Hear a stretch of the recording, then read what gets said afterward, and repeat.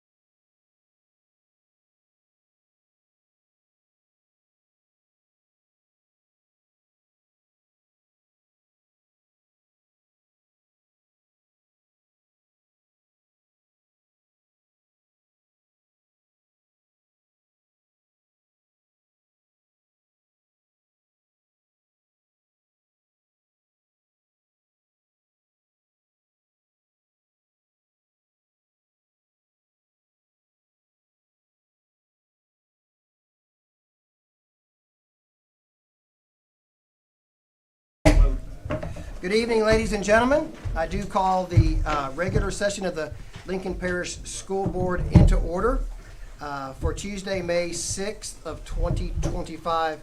If y'all would rise for the prayer, and I'll lead that. Miss Henderson is not here yet. And Miss Debbie Abram will lead us in the pledge. If you would join me as we pray. Father, we thank you again for just a chance to gather. And Lord, I just pray over this time that you would fill us with your wisdom and guidance. And God, I pray for just those who will be driving and driving home later for safety. And God, we just pray all that in Jesus' name. Amen. Amen. Salute, pledge. I pledge allegiance to the flag of the United States of America and to the republic for which it stands, one nation under God, indivisible, with liberty and justice for all.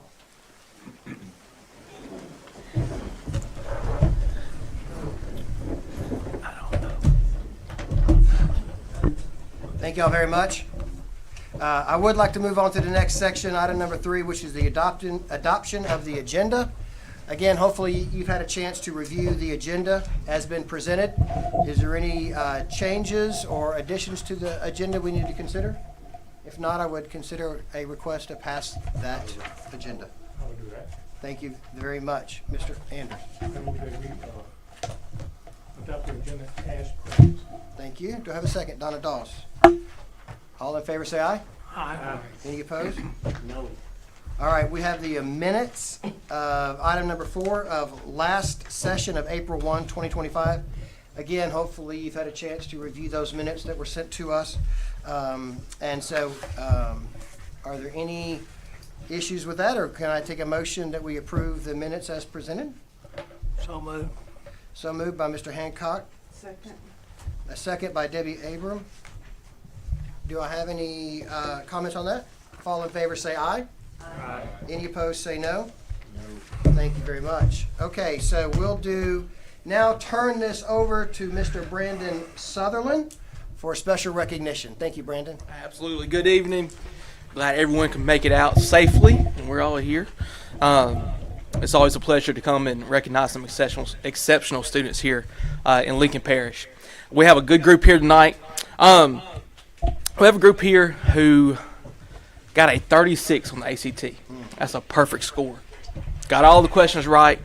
Only about 6,000 students of the 1.5 million that take the ACT get a perfect score. To break it down a little bit more, that's 1 in 300 students. That's 0.3%. There's 7 of those students at Ruston High School currently, which is a huge, huge feat and phenomenal. And we are excited to recognize some of those that were able to accomplish that here this evening. And so I'm going to I'll call your name out. You come up here, get your plaque, and we'll open up to the board for discussion after I call these names. Harper Anderson. You stay right up here with me. Sebastian Plunkett. Yes, Sebastian.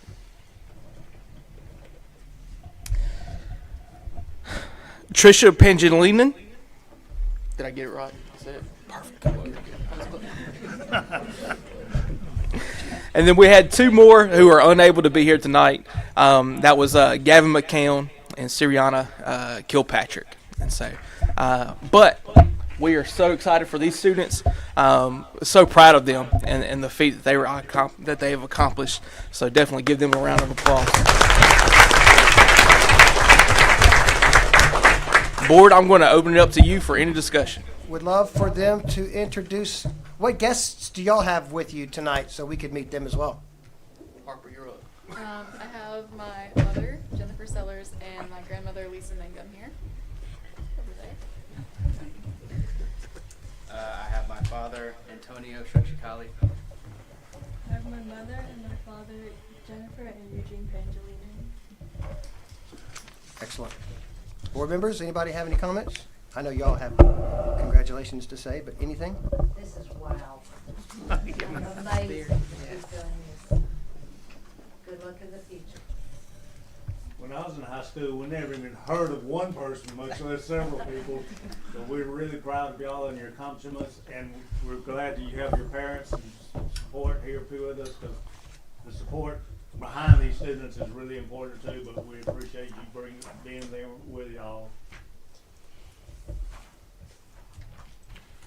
Anyone else? Say congratulations to all of you, and appreciate you parents, grandparents, all of you for the support that we know you give them at home, and pushing them to do their best. And we expect great things and know we'll have great things coming for you in the future as you move on after high school. Some of you still got a few more years, so great job. Thank y'all. Congratulations. And that means you don't have to take it again. Yeah. You know what I'm saying? I mean, Like, if you wanted to. done. I did not get a 36 on ACT. If you added up a few of them together. But anyway, congratulations to y'all. And by the way, if y'all want to stay, you're welcome. But if you want to leave now, you are free to go. Okay? So, just let you know that. Before we let you go, I'm sorry, we do want to recognize one more. Go. Absolutely. Now, this one's tough, okay? This is tough. So you don't want to make him mad. This is a state championship power lifter, Jacob Gaskin. Jacob, come on up here, man. Jacob is the reigning state champion for Division I in the 114 class. Is that right? Perfect. He is the first, if I'm not mistaken, the first ever state champion powerlifter from Ruston High School. And so we are very, very proud of him and his accomplishment. And for being the first, that's a huge feat. And so definitely give it up for him, Jacob. Board, I'm going to open it up to you. Again, who do you have as a guest tonight? My dad, Kerry Gaskin, my little brother, Isaac Gaskin, and my mom, Lori Gaskin. What different types of, I don't know the terminology I'm looking for, but anyway, sets or categories or whatever, what all did you have to do? I mean, it's not just a bench press, but just a power lift. It was three lifts. We do 3 lifts at every meet. It's bench press, squat, and deadlift. I bench press, the most I've ever done at 114 pounds was 230 pounds. I've deadlifted 415, but in a meet I've only got 385, and I've squatted 385 as well at 114 pounds. Let's see you taking Brandon right quick. Luckily, I'm under that. So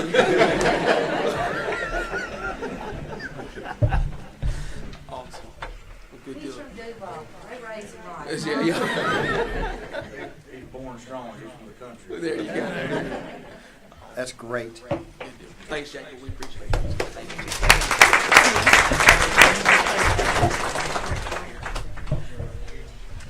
All right, so that's it for you, correct? That's it for me. Yeah. Now I will say, if y'all want to exit, you're welcome to do so. Otherwise, we'll continue on with the meeting, and y'all can hear about Lean Frog here in a second. But thank y'all so much for coming. Safe travels going home.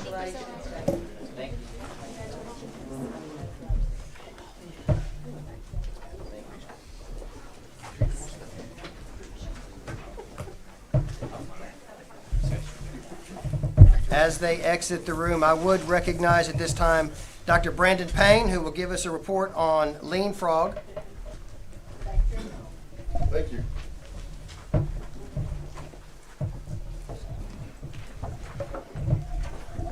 Thought we had more awards coming in there. I was making sure I wasn't getting up at the wrong time. So thanks so much for having me be here with you tonight. I'm glad to be able to be here. I told Mr. Durrett earlier when I came in that you know, it's when your hometown is known as part of Tornado Alley and your alarm goes off when you pull up to Ruston that, hey, there's a tornado watch that could be a warning. I was like, well, I'm at home. So, it's fine. It moved with me. So sorry for bringing that this way. I know he said all of you have the presentation that was given. So if you look at that, we'll kind of go through the first 2 pages are just the cover page and then a restrictions page. That just talks about, that's just standard stuff. That's not anything to do with the actual report. But if you look on the 3rd page there, you'll see commendations. I don't intend to read all of these to you. I mean, obviously you can see them and you have them there, but we'll answer questions as we go in that regard, or at the end, either way you want to do it. But, some of the things, so to give you an overview real quick of kind of how we got to this report, because there's a lot of data that goes behind these things, but basically, to do the organizational review, we start out by doing a data request. So we ask for organizational charts, we ask for strategic plan, we ask for data about the school system in terms of its financial data, all of its operational data, so your child nutrition, your transportation, your facilities, your maintenance, all of those, then some of your academic achievement, your outcomes. We look at all of that stuff. We collect all that data, both from you all sharing that with us at the district here, and then also through what we pull from the Louisiana Department of Education sites, to do that in order to make comparatives and other things that we can build into looking at the overall organizational structure of the district. And then once we do that, we send out what many of your district level people would have completed for us, which is called a job analysis questionnaire. Very detailed information that we ask them about their job. Both we ask for the job description, but then we ask the person, okay, tell us everything you do and tell it to us by percentage. So we want to know we want to get a picture from them of what they see and what consumes their time. And so we do that, and then once we have that, we analyze all of that with the data. And then we come on site and we conduct interviews with folks as we go around through the various parts of the department at the central office level or district office level. I did the on-site part of that. I have a team of other people that did a lot of the other work. But then we came in here and we talked to everybody. We did that. Then we have some work group sessions that we worked with Mr. Grett, we worked with Mr. Young, the assistant superintendent here, and some others in terms of follow-ups to make sure that what we see and what we have is accurate and correct at that time and where it was. And so doing all that then leads to what you see here, minus the large trove of data sets that we've built out graphs of, which is really just reporting that back, but putting it in a nice single document for everybody that we can eventually share. Yet we still have that, but we'll look at that later on. So that gets you through the process of that, and then we come and we do the board report like this to work with you to help you implement things, do whatever you want to do after the fact. So, but one of the things that we always start with is no matter where we go, there are good positive things going on because we're teaching kids and we're working with kids. And just as a way of background so that you understand a little bit about who I am and what I'm doing. I spent about 30 years in public education over in the state of Alabama, working at the local level all the way to the State Department level. So just to throw that in there. But we saw that there was a commitment to continuous improvement.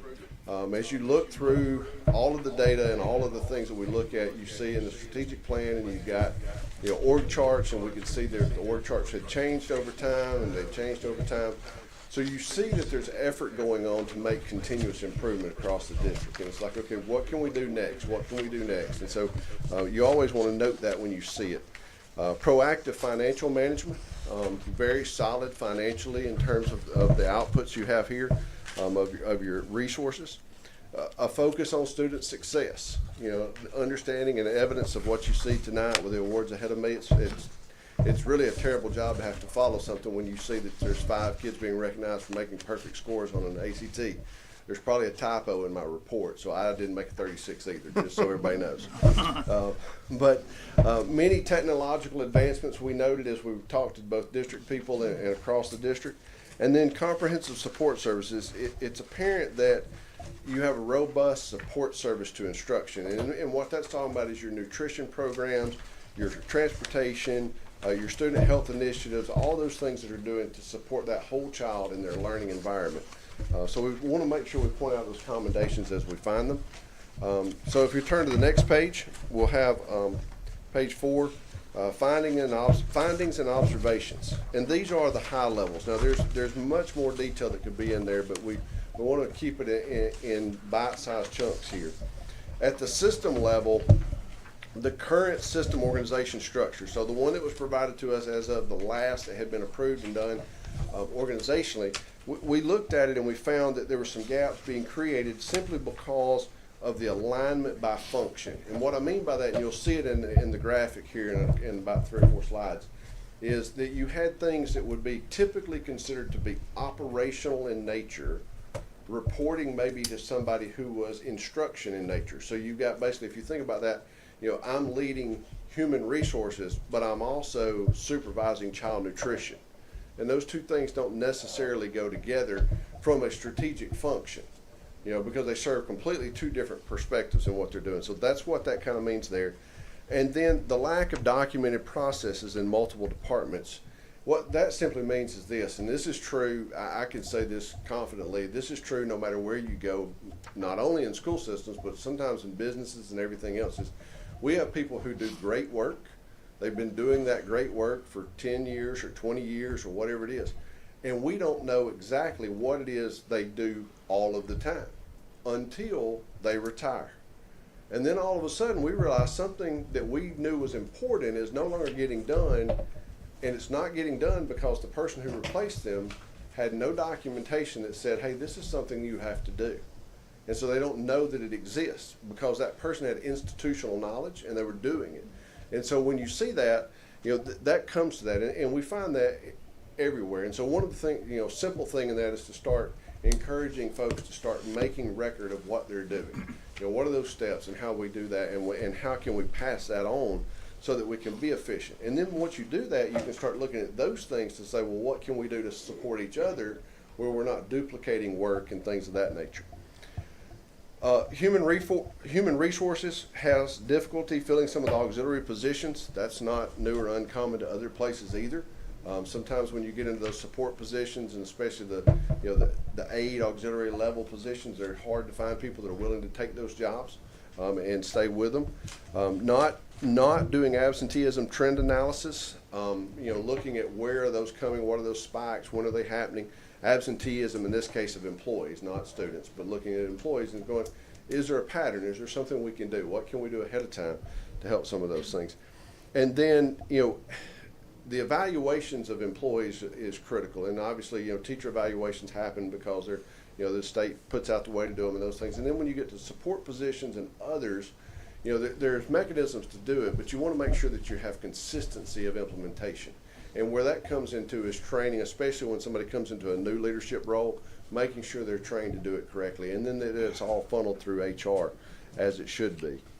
The finance department has been working on transitioning the ERP system, which is your financial system, and through a variety of things that's been delayed. Health insurance and other things came into there that you had to go through, and there's a lot of work there. One of the other things I would say, and you'll see it again on the org chart, is what all finance was looking at other than finance, and you'll see this with a recommendation of that in just a moment to fix that part for you and how that works. And so then on the other side, you have technology, a lack of early involvement in technology related decisions. A lot of times people are buying good things, or sometimes they're free, because especially at the school level, a teacher will find this great website or this great application, and they'll want to implement it in their classroom, or the principal wants to implement it in school, and we don't communicate that to technology, not understanding that we're going to have this whole issue with data privacy, security, logins, control, understanding where the data's going. There's lots that go on there, and so really involving technology at the beginning of those conversations is helpful, and that's something that you just want to look for. In your transportation, it's a lot of manual paper-based systems for reimbursement of drivers and field trips and other things like that, and then also the routing management.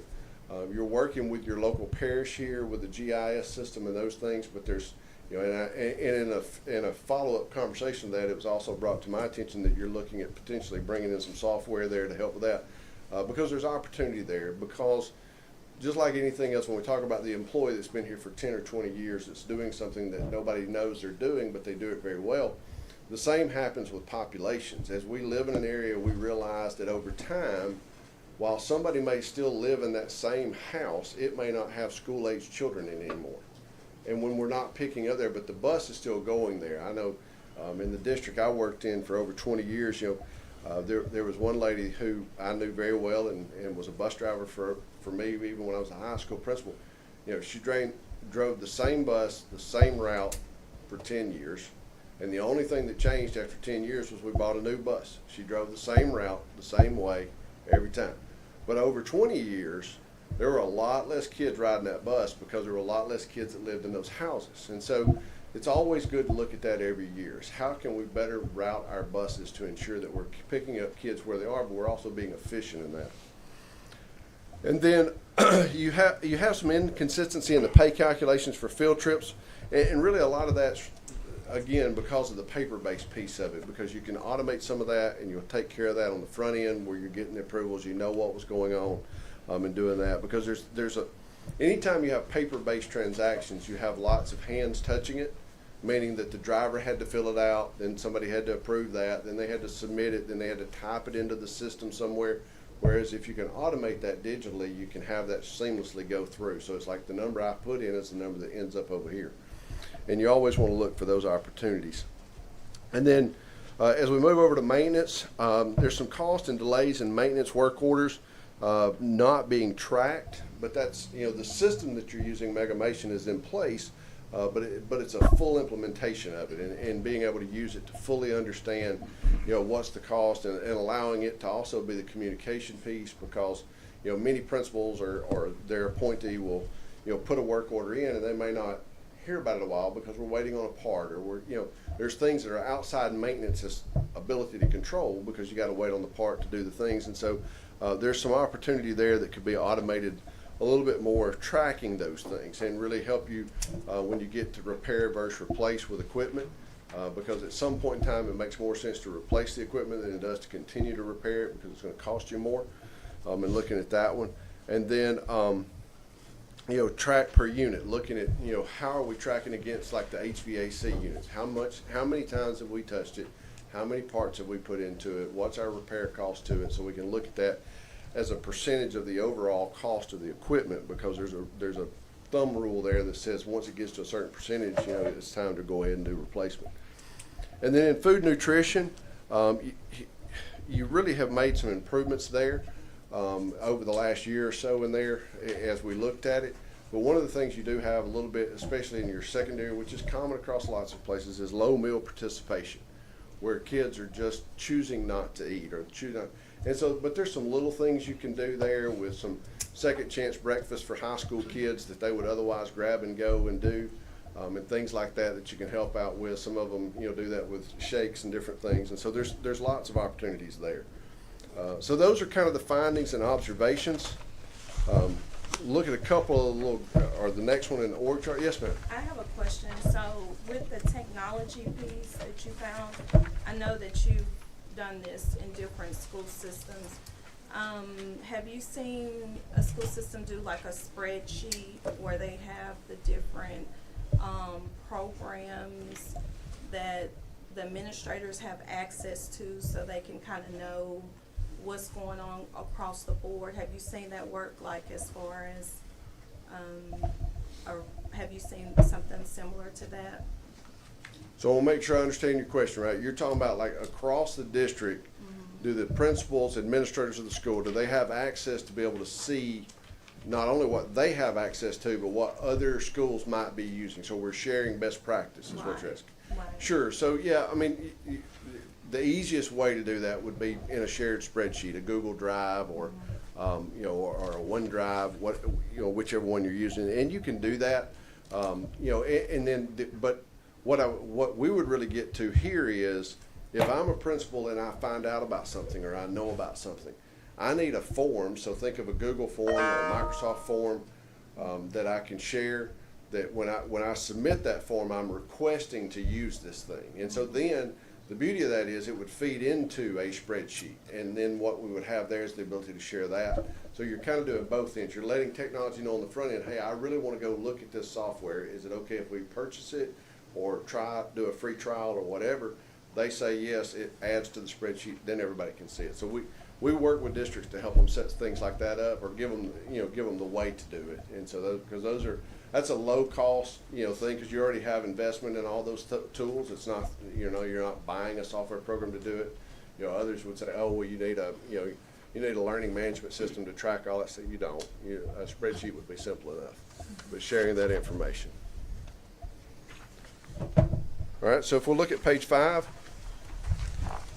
this is kind of the current organization chart, the one when we started our work looking at this. And you'll see here we talk about the cross-functional areas between leadership. And as I pointed out earlier in the finding part, if you look to the far right, you'll see Human Resource Director, and then underneath it, Child Nutrition Program Supervisor was reporting there. And at some point in time, back historically, it made sense for that to be the case. But when you start looking at things from a strategic operational perspective and then also instruction, you don't want operational things under HR like that. You want them over, because they handle everything. So it takes away, if I'm working and having to approve the request of my child nutrition supervisor while I'm the human resources director, it's taking away from working personnel issues and onboarding and everything else that's going on. Or, in the case of the chief financial officer having the technology coordinator, if you start implementing something where everybody has to get some type of approval from technology before they implement some software or purchase equipment or anything, well, then they have to get that approval from your chief financial officer. Again, you're taking away from the opportunity to oversee and better, manage the finance in the long term. And there's some others that come up in there that we look at. Your director of federal programs, falling under your assistant superintendent / athletic director for operations. Typically, federal programs is seen as more of an instructional program. They're managing the federal dollars, Title I, Title II, Title IV, so on, to really help support education in the classroom and in the local schools. And so you really want to tie those with instruction.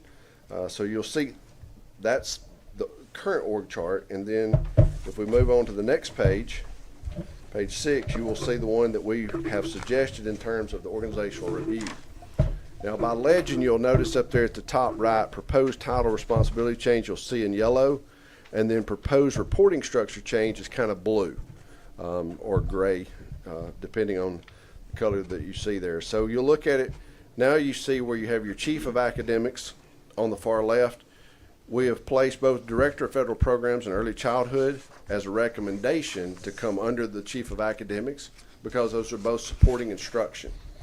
And then we moved Child Nutrition as a recommendation under the Assistant Superintendent of Operations. So they have all of the operational stuff in that regard. You'll see there we also have Human Resources Director and Coordinator under the Assistant Superintendent for Operations. And if you think about that from a employee situation, if an employee comes to HR with an issue, whatever that issue may be, this gives a layer to in a process to say, okay, well, whatever HR decides, then the assistant superintendent can agree or not. And then if that doesn't work, then it can come to the superintendent, and then it comes to the board, obviously. So trying to make sure that's layered correctly so that there's opportunity there for resolution at the lowest level, and then you move up. The two things you'll see, you see Student Support Services Director there and what they have in terms of those, and then Assessment and Accountability. That one is left to its direct report to the superintendent so that you have true transparency between what's going on in academics and instruction versus what's going on in assessment and accountability. So those two don't ever cross in that. Some districts will put them together, which is fine if you do, but we like from a recommendation standpoint to keep them separate. It's kind of like a check and a balance. And you'll see why I say that again, because if you look at your Assistant Superintendent of Operations and all of those things that you see operationally going on there. And then the Chief Financial Officer is, again, a direct report to the superintendent, off to themselves. Well, that's the check and balance of that one. It's like, okay, look, all these things are things that cost us money that are outside of our teachers in the classroom and our schools. How do we check that balance? We want to make sure that, hey, when we're ready to do this, there's that second set of eyes looking at that. And then the final recommendation we had was the communications coordinator becoming a direct report to the superintendent. And that's simply to ensure that when you're communicating with your public and your parish and all of your people, that the message that is coming is directly from the superintendent to the communications person. There's not a go-between, because I don't know if you've ever seen the example that they show with kindergarten kids. My wife's a kindergarten teacher, and you line them up and you tell the first one that, the rabbit is coming down the trail. And by the time you get to the 10th one, there's no rabbit left and the trail went a long time ago. And so that's what we find, and that is the truth is we want, anytime you've got to send out quick communication or mass communication of any kind, you want that direct voice of your superintendent to that person. And then that's where it goes from. So that's kind of the organizational structure. I'll pause for a minute. I have a question. Yes, ma'am. So how does it work with, say for instance, a teacher or a principal asks for a second observation, and they disagree with it. So you're saying that the chief academic officer is the one who does it, not the assistant superintendent?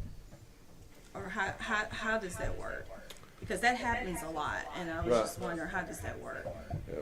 Well, first I would fully disclose that nobody brought that up as an example to me while we were doing the interviews and stuff. So, but what I would say to that is this, is from an organizational perspective, what the chief of academics, your chief academic officer, CAO, has the principals under them. If you have somebody who asks for, and I'm going off an opinion here, I guess I could make it a recommendation if necessary, but in my opinion, if a teacher or an employee asks for a second evaluation, like they disagree with what's happened, to me that becomes a personnel issue, so it goes to HR. And then from HR, if it's not resolved there, then it would come to your assistant superintendent, to your superintendent. And the reason I say that is because organizationally, the chief academic officer is all about instruction, and the teacher should be teaching to teach instruction. But once we take off the lens of the instruction in the classroom and say, I disagree with my evaluation, to me that becomes an HR issue. That's a personnel issue, and that's where I would always send that.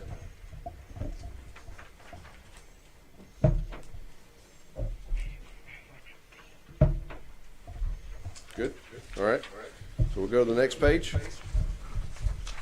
So what you'll see here are recommendations versus other opportunities for improvement. These were kind of, as we did the organizational review, and I told you we did all the data analysis and we did the interviews and those things, we looked at it and we said, okay, well, what are the 5 best opportunities for improvement, beyond everything else we see? Because we can, and you'll see the last page gives a longer list. But in this case, it was, number 1 is to resume the ERP implementation.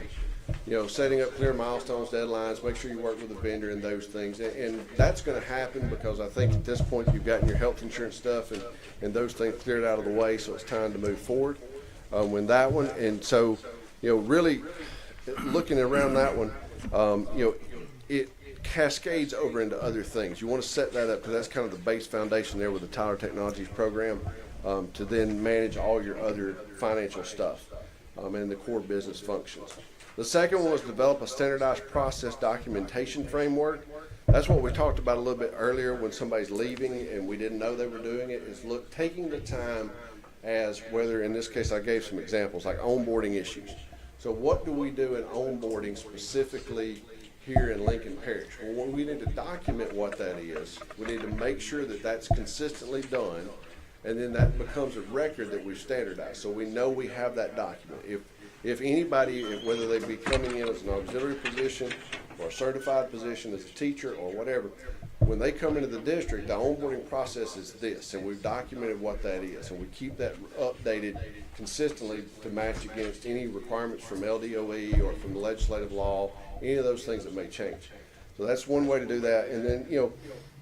And then, to really reduce those oral traditions and workarounds, because we know how that works. If I've been doing something for a long time, I just know how to do it. And I also know when something's wrong, I know how to work around that and keep going.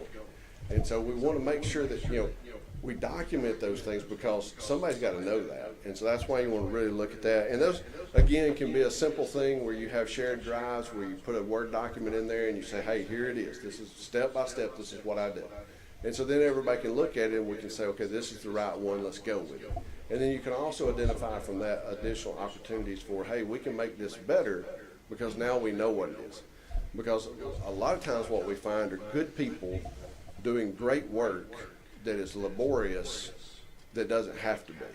Like they're really working hard and they're spending a long time doing something that had they said anything to anybody, we could have said, hey, look, there's an easier way we can help you do that. We can still get the accomplishment done. We can still provide the level of customer service we want, but we can do it a little bit easier.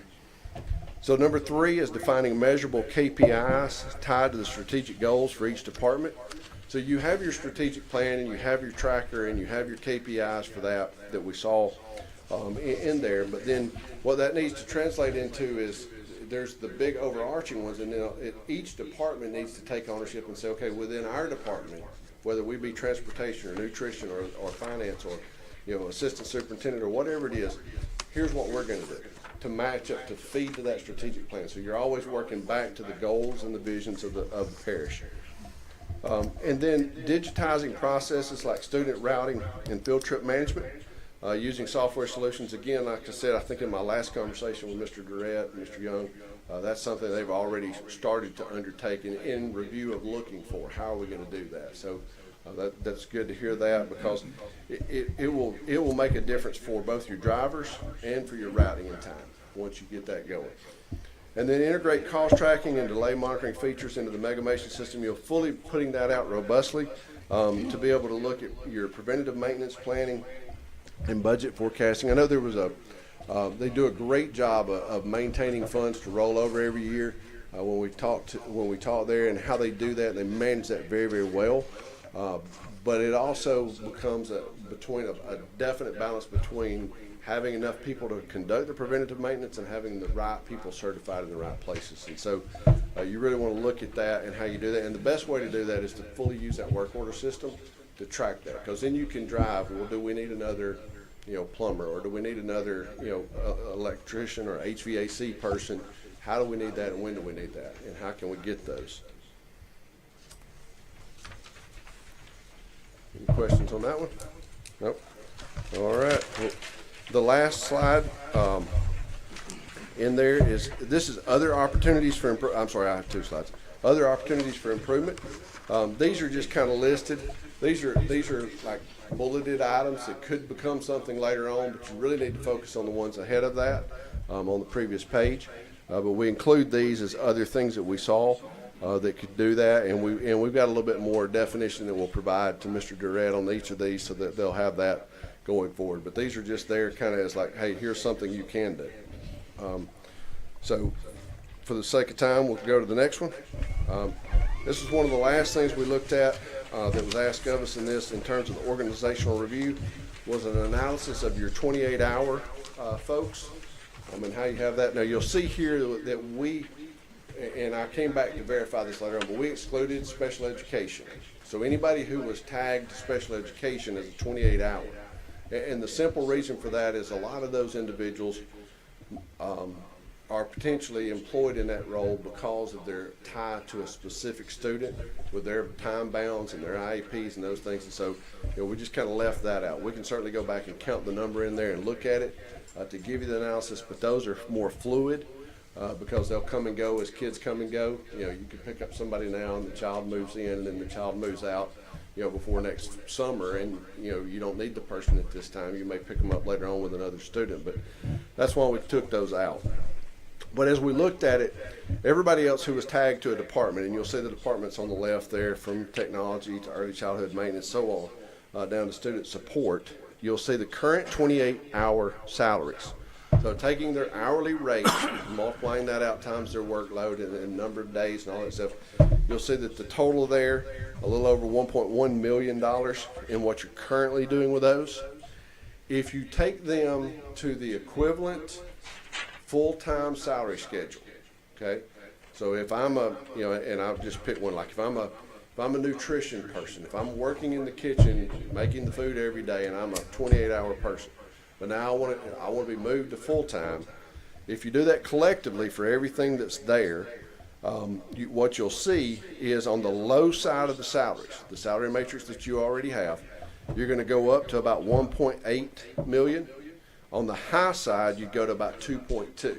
And the reason we show you both is because you would have to make an individual determination for each individual person when you place them on a salary schedule, where do they go? So you have to know the range. It's low or high. It could be somewhere in between, but that's why we want to give you that. And so what that tells you then is the low salary difference. If you took everybody that was a 28-hour person, non-special ed, and moved them to full-time status, this is salary only, you're looking at about a $790,000 increase in payroll. If you look at the high salary side of it, it's about 1.15 million. And so then obviously on top of that, when they become full-time, they're going to get all of the other benefits. So you're going to get health insurance you got to pay for. You're going to get retirement match, all those different things that come in. So we based it on the salary because it was easy for salary schedules to be able to see that. But that gives you a glimpse of what that is, because then it becomes a head count for health insurance and all the other things. It's like this times that. But we wanted to include that so you could see what that looks like if that's something that you choose to pursue later on, organizationally across the parish. You'll have an idea of what that looks like and what it would cost.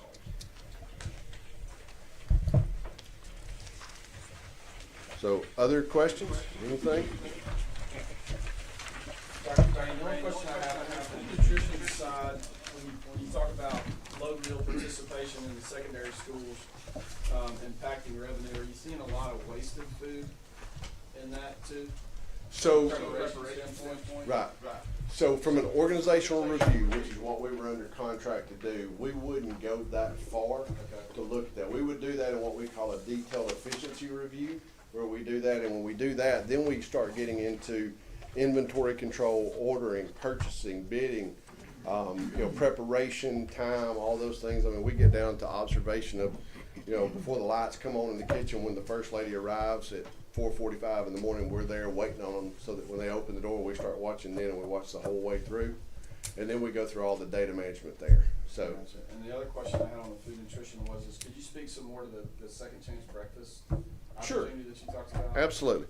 So simple case, there was a district in Alabama that we helped a number of years ago. And so one of the things they did, they were a very, very large high school. They had about 1,900 kids in one high school.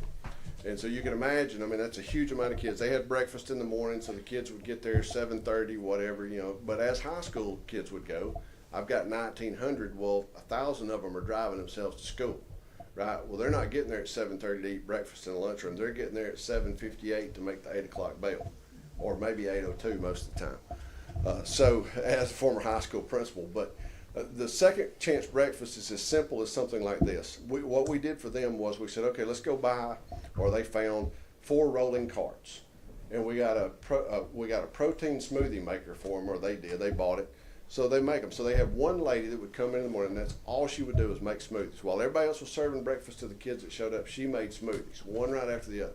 Put them in a cup, put them in the freezer, put them in the cart. Well, as soon as the end of the first bell was going to ring, 4 workers would walk out of the lunchroom and go in opposite 4 directions of the hallways. And they would just start walking the hall. The kids would come along. They got the little handheld scanner. The kids got their thing, scan the card, pick up one and go. It was a smoothie in a styrofoam cup. Fully reimbursable meal by USDA standards. So now you're getting full credit for that. Well, it didn't take long until they were serving somewhere between 700 and 800 of those a morning. So you take that and you talk about your participation rate. Well, if I were only serving 200 or 300 breakfasts in the morning to high school kids in a school that had 1,900, but now I'm doing 1,000, and I'm doing that every day of the school year.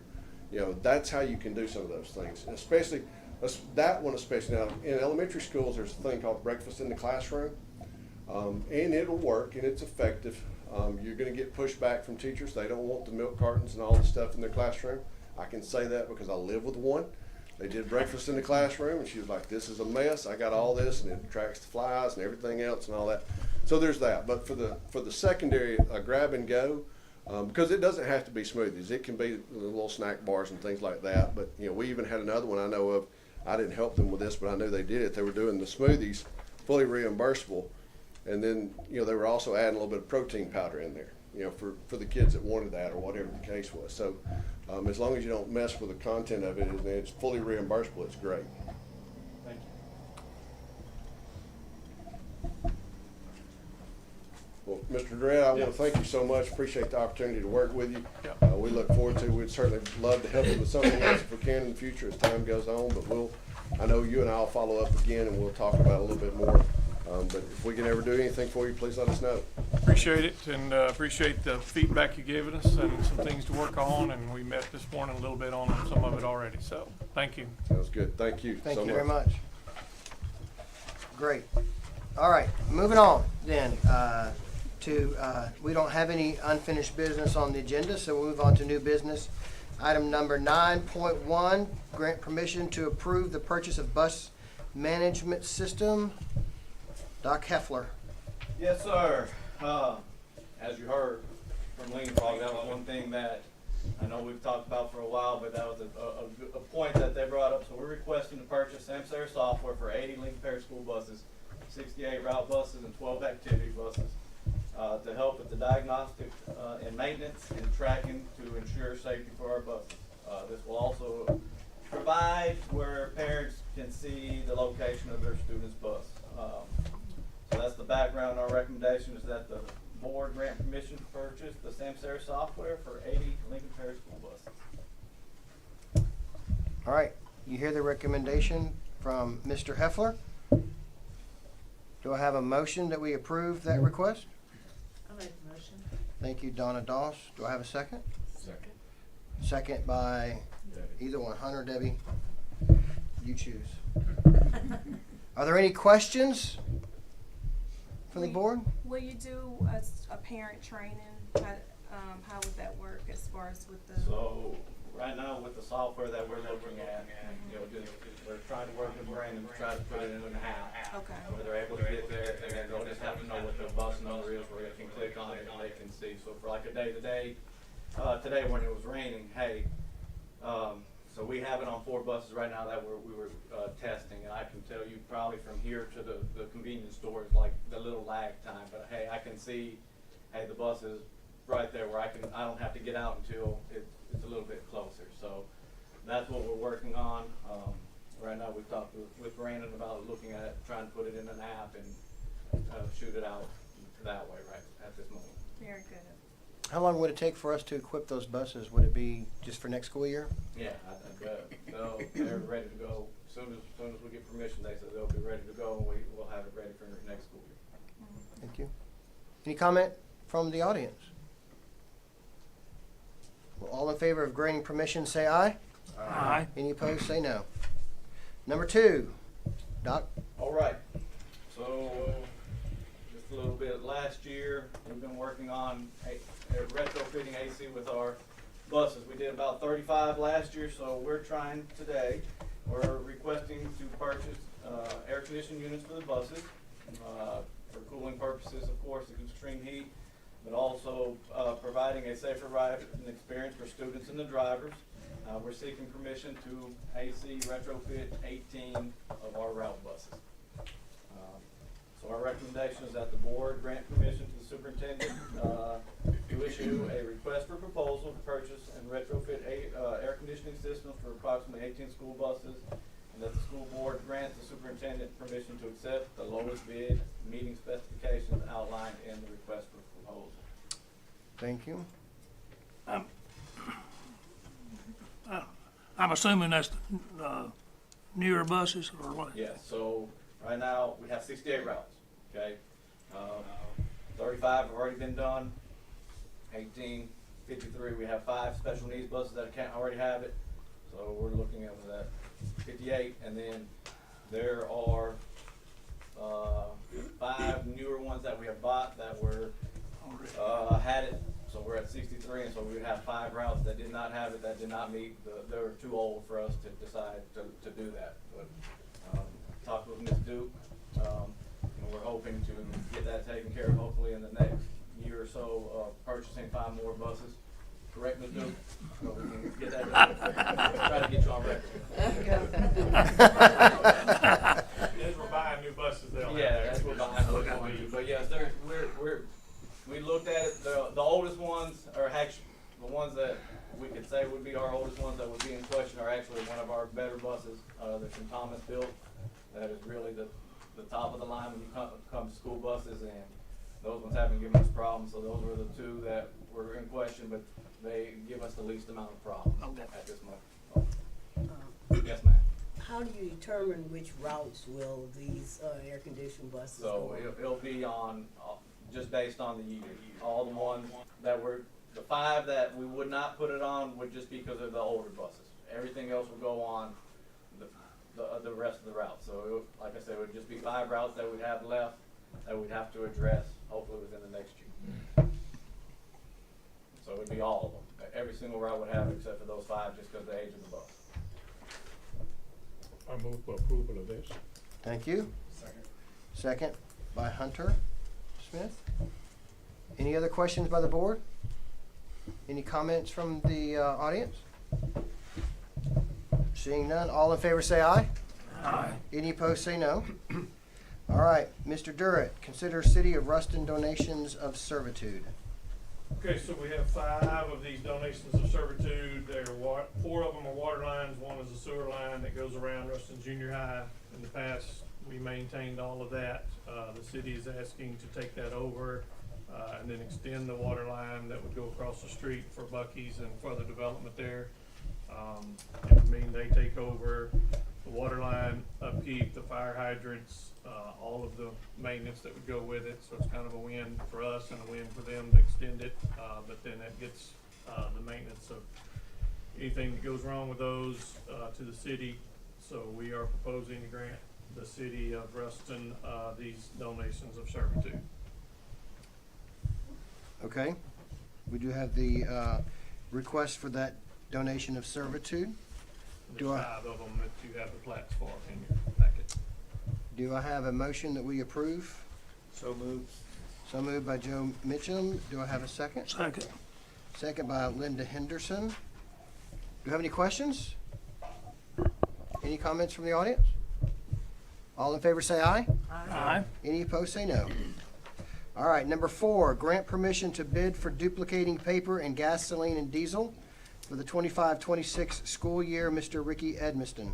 Yes, sir, that's what we're asking for permission to advertise for bids for materials and supplies that being duplicating paper, gasoline, and diesel, granting us the permission and then allowing us to accept the lowest qualified bid for those Excellent. 2 items.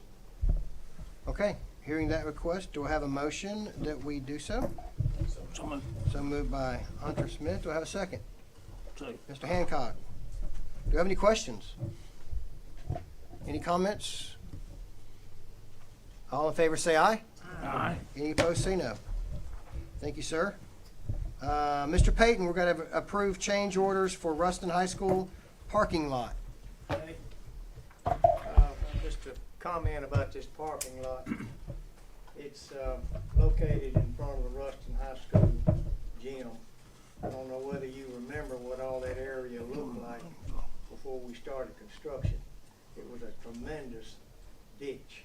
And the district was very fortunate in that we got the dirt to fill that hole up at basically no charge. So probably wouldn't have been able to do it if we'd had to buy all that dirt to put in there. And then when we bid it out, we got a significantly lower price than what had been allotted for the parking lot. So we were very fortunate in those 2 respects. Okay, the change orders, we have 2. The first one, change order number 1, added 10 days to the contract time for the simple reason we needed to have board approval of this, and you can't do a change order after the contract date expires. So that was the reason for that. And I talked to the contractor today. We're basically through with a lot. All he needs to do is put the parking bumpers in. So we're going to be through with it. Change order number 2, at this lower end of the south end of the parking lot, there was a brick concrete header wall. It was interfering with the new curbing on the parking lot, so we had to saw cut it and demo it and get it out. It's a pretty big job to get most of it out of there. And then we had to compact dirt in the area where the concrete brick was. So we got that done. And the second part of this one, for years, water had been ponding on the end of where that parking lot was. And it was just a quagmire, just a sloppy mess. And we didn't want that under the parking lot. So we suspected there may have been a source of water, like an underground spring or river. So they dug it out, a tremendous hole. The correct terminology is that we mucked the hole out, dug all the sloppy water, mud, got it out. And fortunately, best we can tell, there was not an active source of water. It was just where water had been sitting for a long time. And we put that geofabric cloth in the bottom of the hole, and put some select fill, good dirt back in there and compacted it. So hopefully we won't have any trouble with it. And then of course the third part of it, around where the curb goes around the parking lot, we're going to have to backfill, put topsoil on there to dress it out. Okay, so recommendation to the board is to board approved change orders number 1 and number 2 for the Ruston High parking lot. There'll be an increase in the contract price of $13,521.10, and the new contract price will be $178,116.10. All right, you heard the request from Mr. Payton. Do I have a motion to approve that request? So moved. So moved by Donna Doss. Do I have a second? Second. Second by Joe Mitchum. Thank you very much. Any questions? Any comments from the audience? All in favor, say aye. Aye. Any opposed, say no. No. All right, number 9.6 is to grant permission to declare surplus property. Juanita Duke. Thank you. So it's around this time we usually have surplus items that we bring to the board. We have 4 automated external defibrillators that we would like to declare as surplus, mainly because these items are old and obsolete and have already been replaced.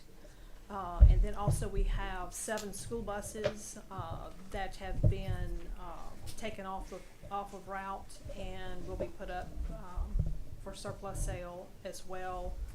and they have been replaced as well.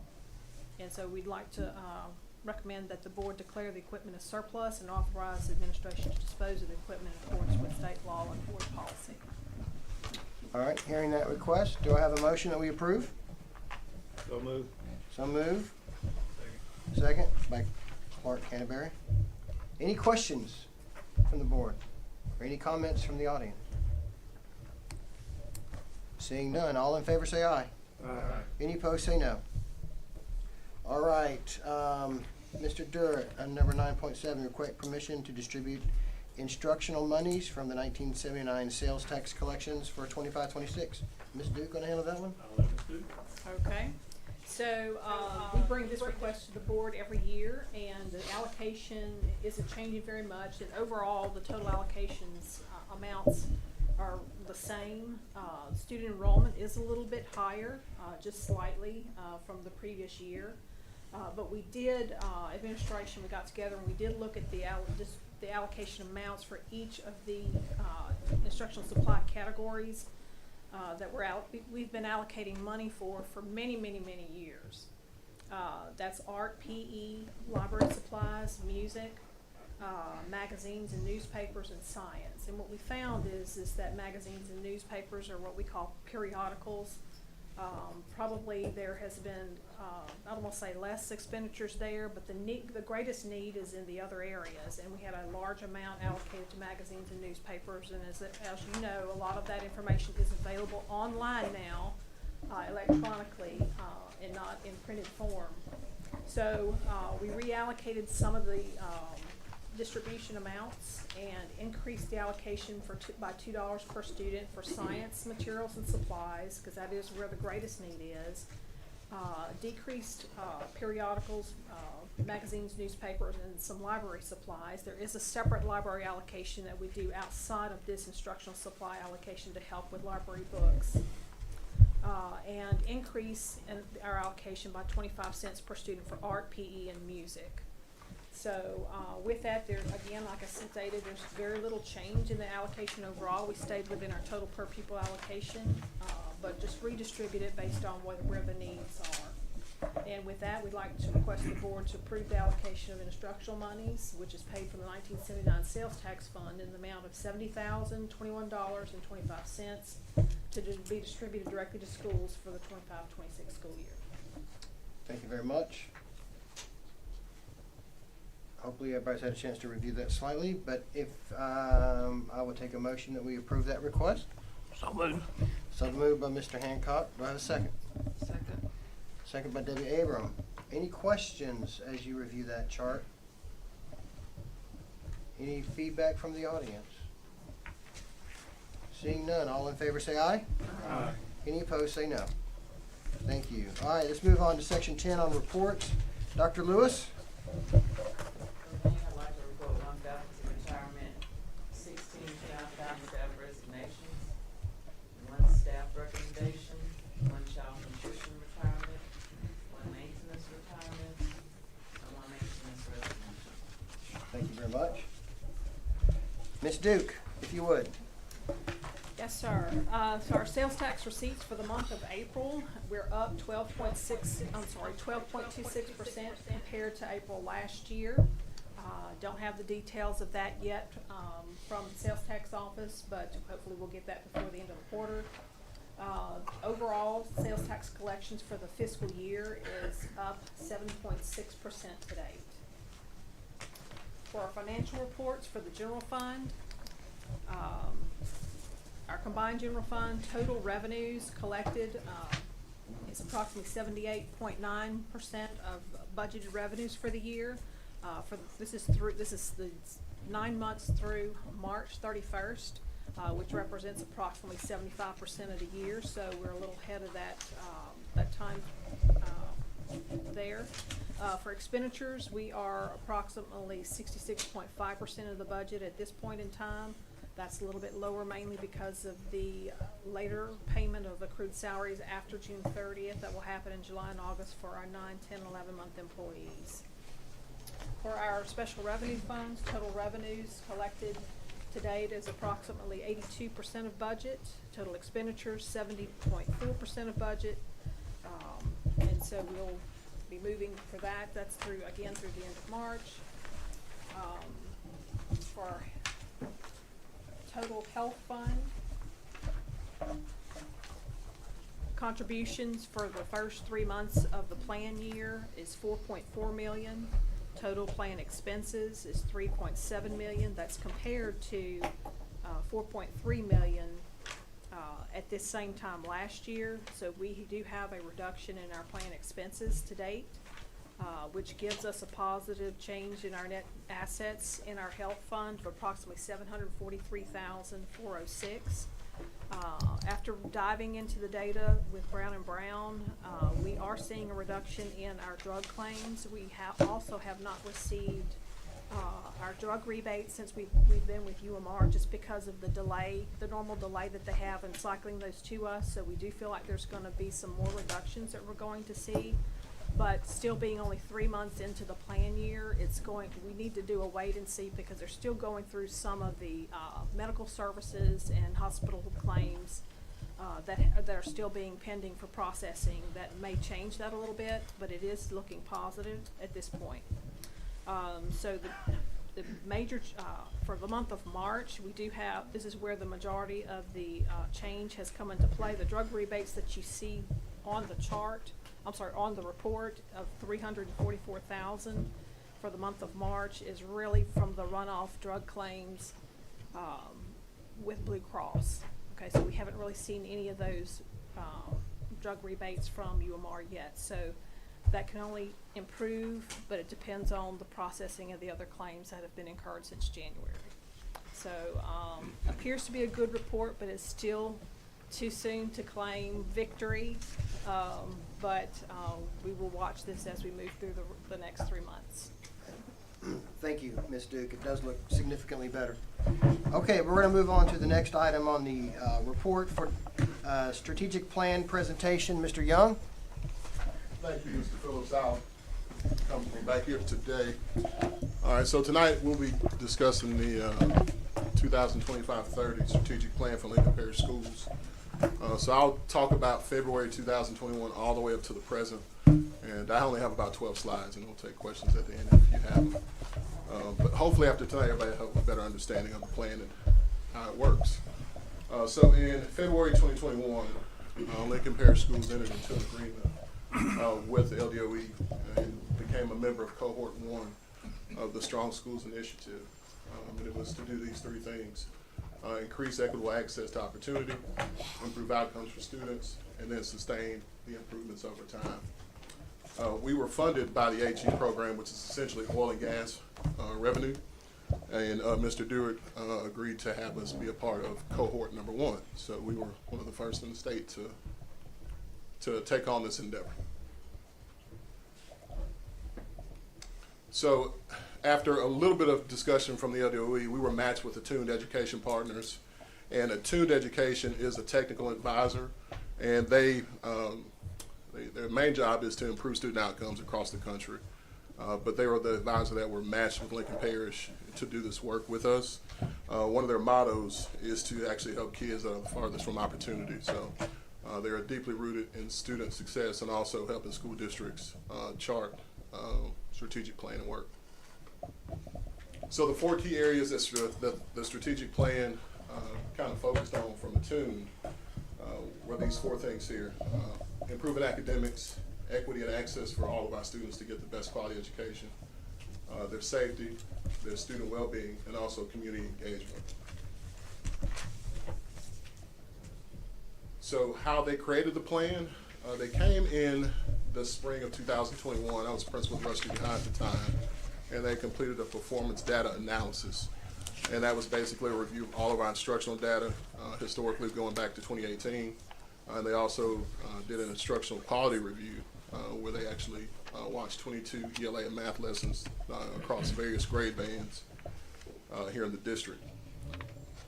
They also collected constituent perspectives, and the constituent perspectives was a vast variety of people.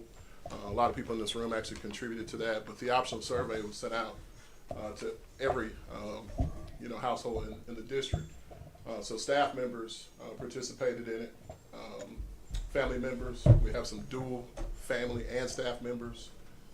And about 45% of the responses came from our students. So student voice was actually a big part of how the strategic plan was made. They also interviewed district leadership, board members, and they conducted 4 focus groups with principals, teachers, family members, and also students. All right, so at the beginning of 2021-22, there were these 4 goals that were essentially started. The very first was on a rigorous instruction, and individualized support was number 2. Foundational literacy skills or UFLI implementation was the third, and that was added this past year after a growing response to struggling readers in K through 2. And we needed some explicit phonics instruction to go alongside our curriculum. That was number 3. And then number 4 was building a diverse and talented team, which is essentially one of the things that I oversee. Along with the strategic plan, we have directly responsible individuals, and whenever we made the plan with Attune, we had to be able to tag a person in the district who would be responsible for overseeing that work. So whenever we would have our steering committee meetings, the DRI, as a directly responsible individual, would be the person who would do the progress monitoring for that particular initiative. They would monitor the work that was done in the classroom, then report back in a progress report, and then we would make changes as needed. For our district SP1 on rigorous instruction, that's Emily Howell, our CAO, previous work done by Dana Talley. SP2 was on individualized student support. That's Emily Howell again, Mr. Barrett, our Student Support Services Director, and Becky Stutzman in Pupil Appraisal. And number 3 was on foundational skills, which was UFLI, that's Michelle Thrower. And number 4, again, that's me, doing the work with LEADS implementation, which is our new evaluation system. Now, each one of these strategic priorities could have its own probably couple-hour-long presentation. For example, strategic plan priority number 1 is about coaching teachers, making sure that teachers are the best version of themselves before they teach a lesson. There's a lot of instruction that goes on where teachers are coached on how to teach that lesson the correct way. That work in SP1 is ongoing every day. Number 2, individualized student support. We always hear the board talk about, well, what are we doing for students that are behind? The individual support that students get, we created intervention blocks in every school. And the intervention blocks give students what they need if they didn't get it the previous day or the previous lesson. For example, if you're going to multiply fractions tomorrow, today in class what you're going to get is a review of numerators and denominators. Number 3, we talk about literacy a good bit. Obviously, the shifts that are happening in the state with our 3rd grade students, we want to make sure that when they hit 3rd grade, that they are prepared. So we invested a lot of time in K through 2 literacy, which is our UFLI program. Ms. Thrower presented on that a couple months ago. Students are finishing that testing up now, and we will give another update on that a little bit later in the summer. And number 4, building a diverse and talented team. What that entails is our new LEAD system. So the Louisiana Educator Advancement and Development Program here in Louisiana is how we evaluate principals, teachers, counselors, and that rubric is intense, has lots of different things that is much different from Compass. So taking that work on was a part of an initiative as well. So monthly, our district instructional leadership team meets here in this very room, and we discuss all of the things that you see here in this flow chart. So one of the things that you notice at the top is instructional material. We talk about HQIM a lot. We want to make sure that teachers are teaching a high quality curriculum. It starts there. We test students, we remediate students, we coach teachers, and the cycle continues. And the district instructional leadership team there analyzes every piece of student data. And typically we update mission measures, which we'll talk about in just a second, every October with the release of DPS and SPS scores. So how is the plan measured? All right, so we talk about student outcomes a whole lot. So the meat of the plan is rooted or based in student outcomes and these 8 measures here. The first 2 are kind of lumped together. In grades 3 through 12, what percent of our students are achieving mastery or advanced in ELA and math? So that means our students are ready and at the level that they need to be having success to go to the next grade. The 3rd measure is on students with disabilities achieving the same thing. We want our students with disabilities to achieve at high levels as well. The next is K through 3 students reading on grade level. That is something that we measure a great bit. So our new guidance that we have from the state, we talk about 3rd grade promotion. Right now, we're in the process of finishing up our DIBELS testing. We see some great improvement in that. And like I said, at the cycle's over with, we will report that data. But K through 3 is a major focus on it. The mastery achievement gap between white students and also black students in grades 3 through 12, that gap has not closed a whole lot over the last few years. We're looking at ways to close that gap. What we're doing really good on is average daily attendance. Our kids are coming to school. We actually exceed the state average in daily attendance. And also, the last 2 things, kind of going back, there's also a focus on the K through 2 students that are at the very bottom of the emergency level. So when students get a DIBELS score, it's basically 4 levels, and at the top 3 levels, you get promoted to the next grade. And if you don't score in the top 3 levels, that's where we retain students in 3rd grade. So we were renewing our focus on the bottom group of students in K through 2 to give them additional support. And the last thing there is the graduating seniors who are eligible for TOPS University or TOPS Tech Awards. That is also a mission measure. We want to make sure that our students, when they graduate from one of our 3 high schools, they do have that opportunity, and they do have the opportunity to go to college, and they will receive some kind of state funding for that. So those are our 8 measures that we track.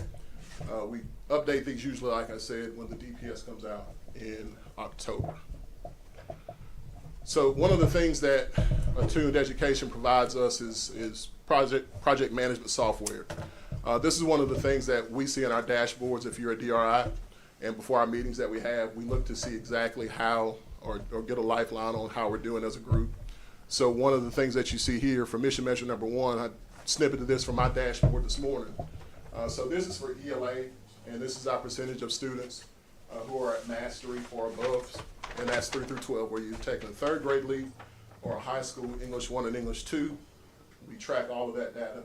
And if you notice here, my clicker won't show because it's on there, but that line in the middle, that is the target that was set in 2021-22.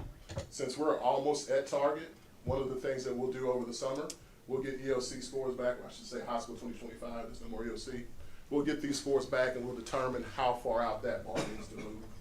Because at the end of the day, it's about constant improvement. Once you hit a target goal or come close to it, what do? You move the bar further, and that's how kids grow and more kids get opportunity. The ongoing work that happens, this past school year, Attuned was able to visit 88 classrooms here in the district. Not only do they give us that support when they come see in person, they also give us instructional gems to take back to give to our coaches, to give to the teachers, and thus it trickles down to the students. We do a Spark survey. We did a Spark survey this past spring of the 3 schools there, Aya Lewis, Ruston High School, and Ruston Junior High School. And what this survey basically was done for was to check the temperature of our teachers in terms of their willingness to return to work. Do they feel like they have a sense of belonging on the campus? Do they feel supported by administration? Those are all things that come with a workforce that is dedicated and also heard at the same time. And the ongoing work, like I said, the mission measures being updated and getting some board members' support on that and input is always big on that. So when we come to do those mission measures and take a look at those, we'll be reaching out to board members to see exactly what their feelings are on that as well. So that's a lot. So that's February 20th, 2021, all the way up to the present. The strategic plan is done in 5-year increments, and we just renewed the strategic plan this year to take us out for another 5 to get us all the way to 2030. And at this time, that's basically the last slide. I'll take questions if anybody has any specific. When can we expect to get a statistical analysis of results of this strategic plan? Will we get a presentation, how effective it was, whether it was effective or not? Sure, Mr. Perkins. So the strategic plan has 8 measures. Those are the things that we just kind of talked about here. So these 8 things, we get LEAP results, usually at a DPS every October, okay? And I think Ms. Talley presented that back in the fall. Those are everything that you see essentially for grades 3 through 12. All right, so the timeline for DIBELS, all right? So Dibbles testing, it's 3 rounds, the beginning of the year, a middle and an end. That cycle's still going on right now, okay? And when that's done, okay, students have an opportunity to go to summer learning again, so the data could change again. So it's going to be sometime in the summer after summer school's over with, okay? So that's the timeline for that. DPS score, school performance scores, you get what your scores from the LDOE, and then you see exactly if your mission measures need to be increased. And you can see how you did. So we set the bar for 55% for mastering. Yeah, at the time, yes, Dr. Williams. It was 42% at 2020, right at the height of COVID, 1920, and it was set at 55% then. That goal is going to be increased a good bit because of the jump that we've had over the last 3 or 4 years. Very little growth this past year, as you all know, but there was a lot of growth right after COVID that attributed to that jump to get to the target. But the target is going to be moved out. How far out? That's what we'll need to decide. So, Mr. Young. Yes, sir. Given what you just mentioned with regards to Dr. Williams. Yes. Concerning that mastery achievement gap between black and white students. Yes. And given these new accountability systems that Dr. Williams speaks of constantly, where do you see us going in terms of closing that gap, and how do we do it? All right. So the gap is the gap. Okay. Yeah. What we've seen is that our students are both progressing. All right. So the number of students are progressing in terms of the ones that are meeting proficiency. They're going up, but the gap isn't narrowing. And we think that the intervention work that we're doing, the implementation of UFly, these are not overnight fixes. One of the things that the strategic plan partners have taught us is that you want to get sustainable growth where you don't have incremental jumps that are really huge because cohorts of kids change, kids are different, but we do believe the intervention work that students are getting every day right now is going to, over time, help that gap decrease. Yeah. So it should affect the scores across the board. Well, not Dibbles. The UFly implementation will hopefully help kids score better, correctly. Right. Exactly right. Exactly right. Any other questions? So in developing the new goals and objectives, when Yes. are you starting on that? All right, so we will have a discussion about new accountability because our mission measures right now, when we set this is on the old scoring system. Some of the discussions we've had in our district ILT is that our bottom 25% of students on the new accountability are going to be a really big factor in terms of how we score as a district, but then also the highest achieving students. So when we talk about kids that are already advanced or mastery, for a mastery student to hit their growth target for next school year, they'll still need to grow 1 point.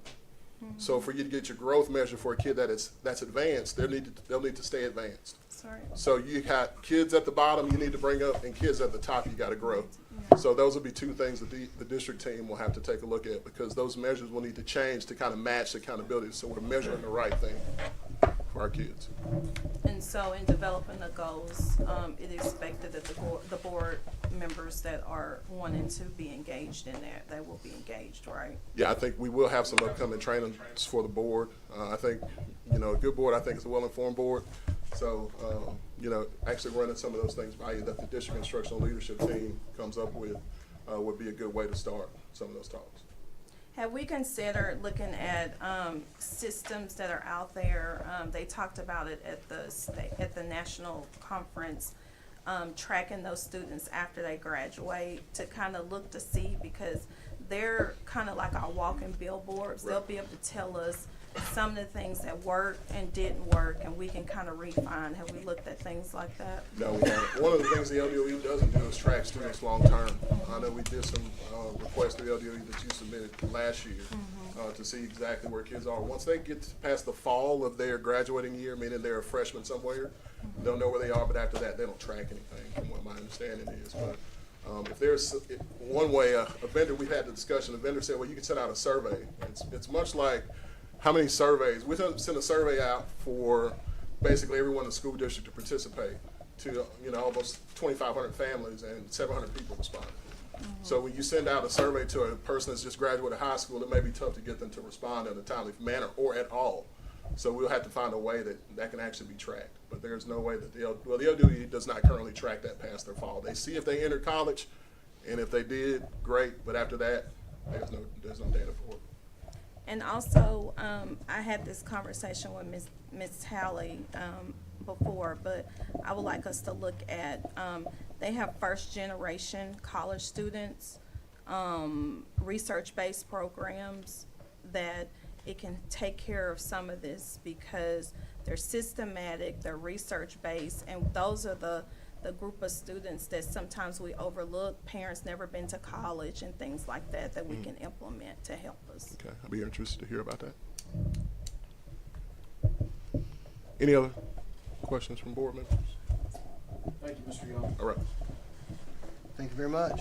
All right, Mr. Durrett, enrollment update, please, sir. So you have that in your portfolio there. Total this time was 94.55. We're right at the 95% goal. Thank you very much. Moving on to number 11, Mr. Durrett. Yes, so our Bearcat Nation group has been streaming our board meetings, streaming graduations over the years past, ball games, anything, signing days, all that they've done. We've had several of them that have been with it since it began 3 years ago. They'll be graduating this year, so we wanted to kind of recognize their work and recognize Coach Brown, who leads that, and just give him a few minutes to speak to us about what all they've accomplished and done. Yeah, I know that most of you are ready to go, and it's been a long day for you, but it's been a long day for these guys too. So their day started around 7:40 at Ruston High. And I never really brag. We do our job, and we're very humble at what we do. And so I ask, we all have a role in the Bearcat Nation Network. So a lot of times your cheerleaders will put out how many games they've gone to. And so I asked Avery, she kind of keeps all our records. I said, Avery, how many events have we been to? I said, 50. She said, 92. I said, what? She said, 92. And so tonight marks our 95th broadcast of the year. So it's absolutely incredible. And I told them, and I told them, I said, look, we need to cut back on some things. You want to get rid of the school board? And she said, they all said, no, could we not do soccer? So anyway, but just kidding. Now, but it's been really a pleasure. You look around, there's seniors that I want to recognize tonight. I want to start with Joey right here in the cap. Joey's been with us. He was a first-year guy. Didn't see him a lot on Friday night. He had a lot of our freshmen in JV and football. And then, of course, you have Daniel over here. Daniel, committed National Guard. He's going to go to LSU, made a 31 on the ACT, and majored in mechanical engineering. So we're certainly going to miss all that he brought to the table. Then in the back, several years ago when she was a freshman, we didn't get along very well. In fact, she called me the old bald man. And my kids nicknamed me that in my phone, and that's what it says. And I said, how are we going to get along? And I was going to watch Auburn and Texas A&M play a football game, and the radio station totally went off. And all of a sudden, she got my phone number, and she got the radio station back on the air. And I says, how did you get my phone number? She goes, don't worry about that. I said, well, how did you know all the passwords to the computer? She goes, don't worry about that either. And so she's been a great part. I keep joking with her that I'm not going to miss her when she's gone, but she knows that is indeed a lie. She has been to more athletic events than anybody, and she calls herself the enforcer, and she certainly is. So we're going to miss Miraja quite a bit and appreciate all these seniors for what they've done. But real quick, I just want to let you know how those 95 we started. How do you get to 95? We now, everything is important. We honor our band kids just like we would athletes. We streamed band signings. Today we streamed military commitments to the National Guard. And so we go to a lot of different events that happen on campus. So it's really a vital part of the school. And these kids are great. Sebastian was here. We let him have the night off. He made a 36 on the ACT. And I think the one thing about the media, what it does, I've heard you all talk about it, is the higher order thinking that it enables kids to do. And I use Mirage and Avery because they went to do softball. And Christian right here, I don't want to leave out these guys. Christian right here is the cameraman. He borrowed a cord out of their bag, and so they didn't have it. And Jordan Hamlin's on the computer, and then Avery with our records. And they called me, and then next thing you know, Mirage says, we got it. We went micro HDMI to HDMI, so everything is good. And so it really teaches you to think on your feet, higher order. I appreciate Ruston High School and the support that they give the program. I also appreciate all the support the Lincoln Parish School Board gives us. It's a great class, but I appreciate the opportunity to do that. They're a great group of students. So thank you for giving us this time. Thank you, Nick. All right.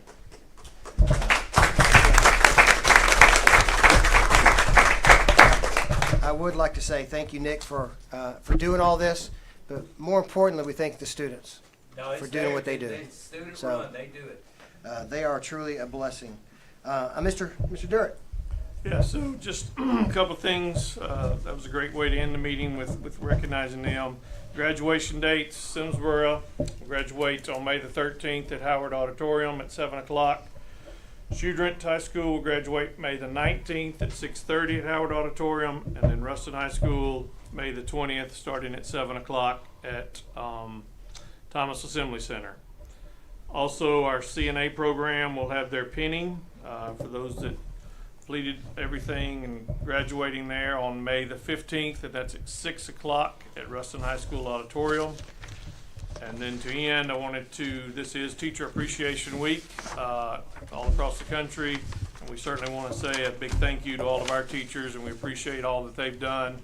Some schools are celebrating it this week, some are doing it next week, just because of testing and things that they've got going on. So we certainly want to say thank you to all of our teachers and everything they do, because they're the reason that they're the ones right there in front of kids every day and on the ground doing the work every day. So thank them.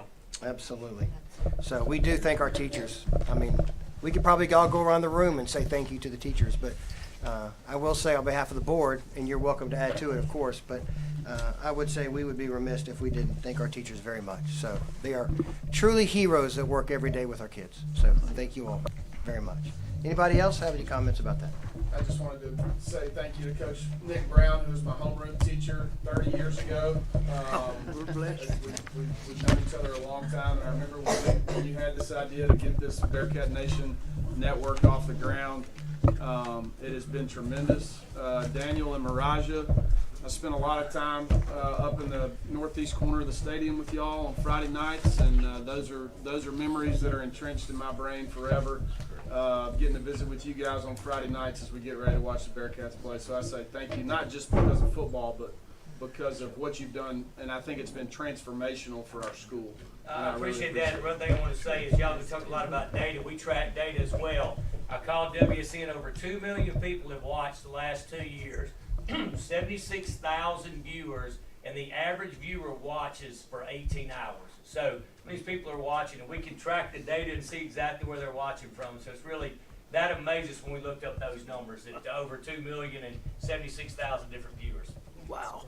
That's amazing.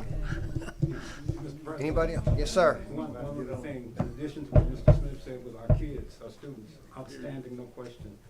But to reiterate again regarding our teachers, and I think Mr. Smith had mentioned this some time ago, Dr. Williams, I believe, as well. Would it be permissible, I don't know, it could be a legal question, but would it be permissible if our board could entertain a resolution? That's a legal, possibly, kind of thing, but would it be permissible for our board to go on the record as saying how much we really appreciate the efforts of our teachers? Could a resolution speak to that, or would that be an order? We could put one together for the next board meeting if you want to. Yes, sir. Fine. All right. So be it. Okay. Very good. Any other business before the board? If not, I'll receive a motion that we adjourn. All right, we are adjourned.